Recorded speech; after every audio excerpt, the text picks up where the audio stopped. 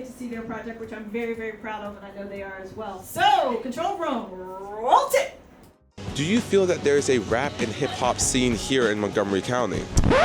You know, if there was, I haven't really heard much about it. I wish I could say I was familiar. Music artists in MoCo are using their voices and creating a ripple effect.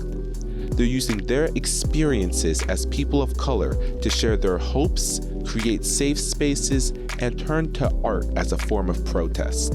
The Emcees of MC, the underground music scene of Montgomery County. The Backyardigans, I think, was our most ambitious group. They have the longest video that you will see tonight.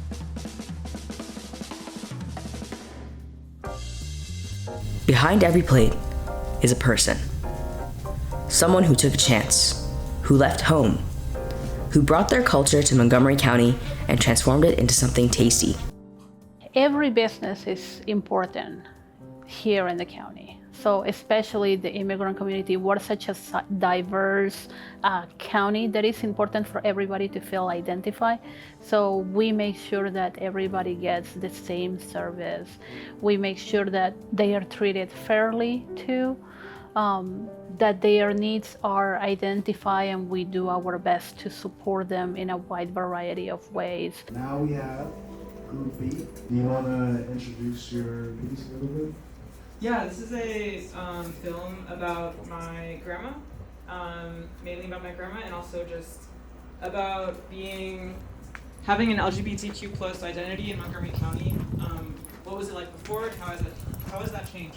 While the divorce between my grandparents seemed to have little to do with my grandma's sexuality, it became a primary focus in the custody battle.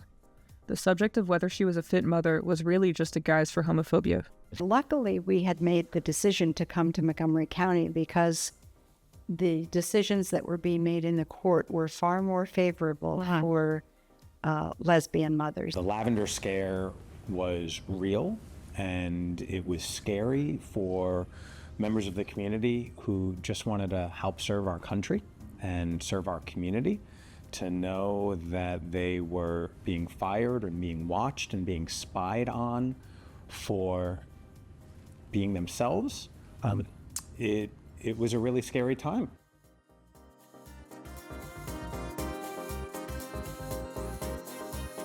I am very grateful to these young people and for all of you for supporting them, because they could not have done this without your support, honestly.